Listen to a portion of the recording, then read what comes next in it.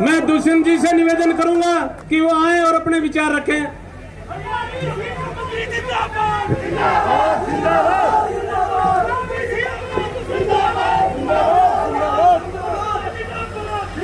बहुत ही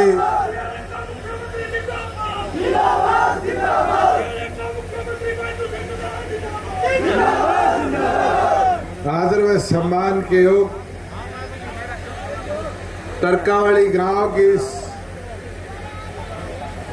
पावन धरा पर मौजूद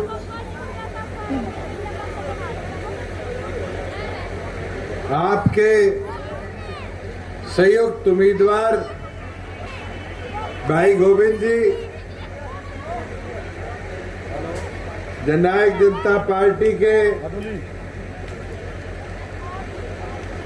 राष्ट्रीय प्रधान महासचिव राधेश्याम शर्मा जी, कुरुक्षेत्र से सांसद नायब सैनी जी, हमारे बीच में पार्टी के प्रधान महासचिव दिग्विजय सिंह जी, राजेंद्र लिताड़ी जी, शीला व्यास जी, डिस्ट्रिक्ट प्रेसिडेंट सरबजीत मसीता जी, हमारे बीच में आपके पूर्व में रहे उम्मीदवार ओपी सिहाग जी, आपके बेटे मीनू जी, आपके पड़ोस के फतेहाबाद से रहे उम्मीदवार डॉक्टर शिवाज जी, मंच पर बैठे डॉक्टर हरी सिंह भारी जी, माइनॉरिटी सेल के अध्यक्ष मोहसिन जी, पूर्व विधायक किशन कंबोज जी, मंच का संचालन कर रहे आपके बीच में अनिल कासनिया जी, तमाम मंचासीन और इस पावन धरा पर अपना आशीर्वाद इस गठबंधन को देने आए मेरे पिता तुल्य बुजुर्गों, मेरी माताएं बहनें, युवा साथियों, मेरे से पूर्व वक्ताओं ने पूरे तौर पर आपके बीच में बात रखी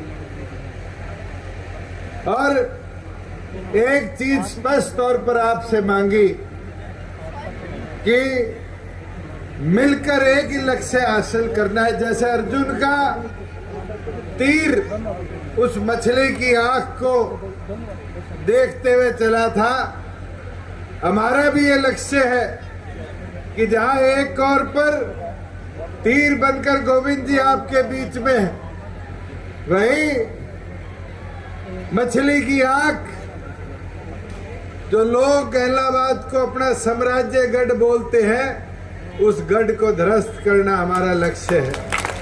साथियों, आज सुबह से कई पत्रकार साथी बारी बारी एक चीज पूछकर हटे, कहते जी गढ़ है, 17 में से 13 चुनाव जीते हैं। मैंने कहा गढ़ तो था, 17 में से 14 भी जीते गए, मगर जब जीते गए तो लगभग हर वक्त सेनापति कौन था? सेनापति डॉक्टर अजय सिंह चौटाला थे। बुजुर्ग युवा साथियों, मगर क्या हुआ कि एक बार एक लालच एक राजा को आया कि अपने बेटी की शादी करानी है, उसके लिए सबसे ताकतवर आदमी ढूंढो। तो ताकत केवल मात्र नापी गई कि उसके बाद तोपें कितनी है, बंदूकें कितनी है, तलवारें कितनी है, और राजा ने सबसे मजबूत आदमी के पास अपना साम्राज्य छोड़कर अपनी बेटी की शादी करा दी। 1 महीने जंगल में रहने के बाद जब राजा वापिस आया तो आकर देखा साम्राज्य तहस नहस हो गया था, और तहस नहस होने से जब प्रजा राजा के विरोध में चली गई तो फिर राजा ने अपने सबसे समझदार वजीर को बुलाया और पूछा कि इसका कारण क्या है। तो राजा को वजीर ने जवाब दिया कि महाराज आपने ताकत देखकर साम्राज्य दे दिया, मगर ऐसे आदमी को साम्राज्य दे दिया जो थारी सुने कोनी और मारी चालन कोनी दे। बुजुर्गों, युवा साथियों, 2013 का वाक्य भी यही है। चौटाला साहब ने इनेलो दे तो दी, मगर 32 सीटें थी। 14 में चुनाव हुआ, 20 आ गई। 19 में चुनाव हुआ, 1 रहेगी। और तो और किसी की सुनता तो है नहीं।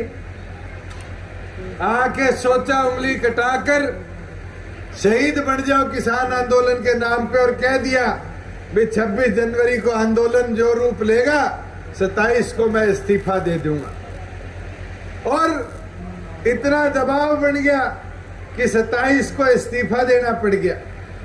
बुजुर्गों, युवा साथियों, इस्तीफा भी दिया तो विधानसभा में उससे पहले हमारे ऊपर ताने मारे, कहते हैं वो लोग हैं जिनने काले कानून बना दिए, जबकि वो खुद विधानसभा के सदस्य थे और विधानसभा में कोई कानून नहीं आया।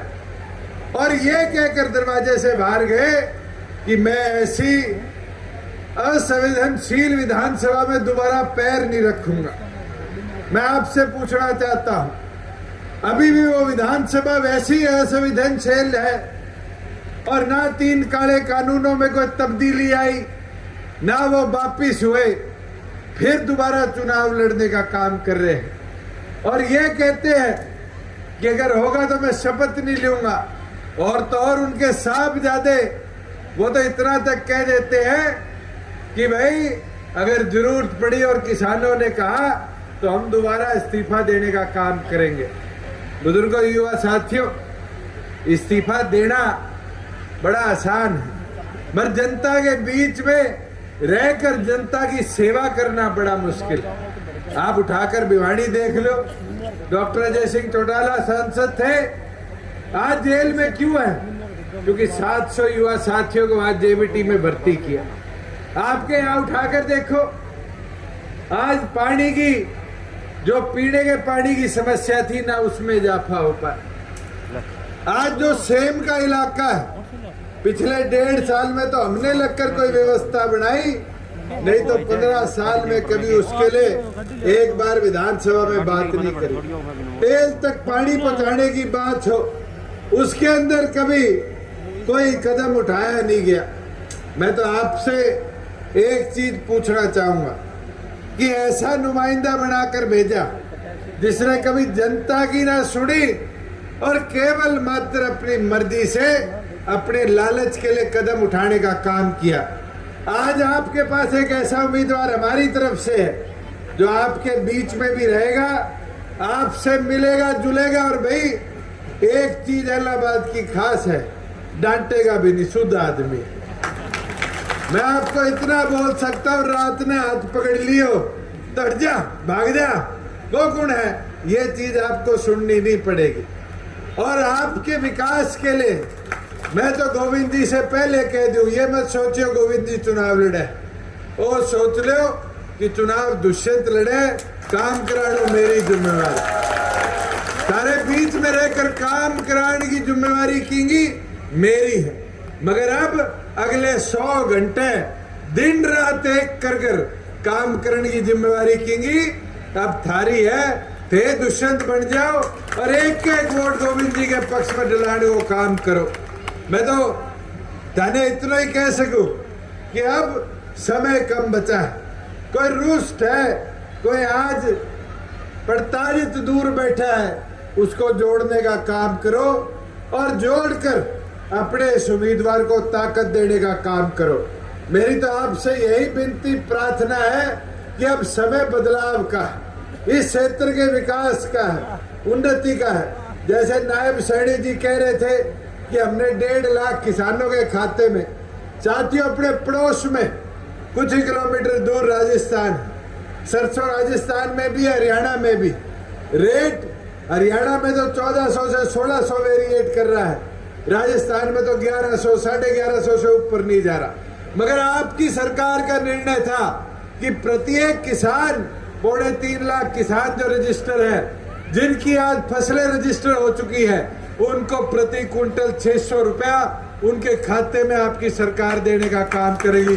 और तो और आपको बताते हुए खुशी होती है कि आज तक हमने 1,33,000 किसानों के खाते में 240 करोड़ रुपया डीबीटी कराकर उनको पहले 4800 रुपया प्रति एकड़ देने का काम किया है। और तो और साथियों, आज जीरी उठा लो, एमएसपी पे किसी एक मंडी में भी दिक्कत आ रही हो तो बताओ। आज मूंगफली की मंडियां आप लोगों ने जहां जहां मांग करी, हमने निर्धारित करने का काम किया। आज मूंग की मंडियां हो, सूरजमुखी की मंडी हो, और तो और सरसों बाहर की बाहर पूरी बिकने का काम कर गया। आज मैं इलाहाबाद मंडी में था, मैं 4 आड़ती माड़ा पे नहाने आए, मैं कहा भाई नरमे का दाम क्या हो गया, तो बताया गया कि कल 8700 था, आज 9000 पार कर गया। आज तक के इतिहास में नरमा 9000 नहीं पहुंचा, मगर आपकी सरकार ने ऐसी व्यवस्था करने का काम किया है कि उसका लाभ आज किसान को मिल रहा है। और तो और पहले लोग मेरा भी विरोध किया करते थे, कहते थे कि खाते में पीछे दोगे आड़ती मर जाएगा, किसान पैसा लेके भाग जाएगा। मगर 1.5 साल हो गया, 3 फसलों के अंदर 13,000 करोड़ रुपया एक बार, चाहे 17,000 रुपया दोबारा गेहूं के टाइम, और तो और 7,000 करोड़ रुपया आज जीरी का हमने किसान के खाते में डालने का काम किया है। और अगर 72 घंटे से ज्यादा लगे तो आपकी सरकार का ये संकल्प है कि 9% ब्याज पे किसान को उसका मूल भी देने का हम काम करेंगे। बुजुर्गों, युवा साथियों, युवाओं की बात करते हैं। मैं तो याद करता हूँ वो दिन जब विधानसभा में 75% की बात हम लेकर आए थे और लोग कहते थे ये तो जुमला बना दिया, कैसे लागू होगा। हमारी सरकार ने इसको पूरी तौर पर लागू करने का काम किया, और तो और लागू कर कर आज गवर्नर साहब से अप्रूव कराकर इस 5 तारीख को जब आचार संहिता हटेगी तो इस प्रदेश में 75% हर प्राइवेट रोजगार में आपकी सरकार लागू करने का काम करेगी। मैं तो आपको विश्वास दिलाता हूँ, शीला जी जैसे कह रही थी, मेरी माताएं बहनें बैठी है, चाहे डिपो राशन डिपों में इनकी हिस्सेदारी सुनिश्चित करने की बात हो, और तो और पंचायती राज के अंदर इनको बराबर 50% हिस्सा देने की बात हो, बैकवर्ड के साथियों को 8% हिस्सा देने की बात हो।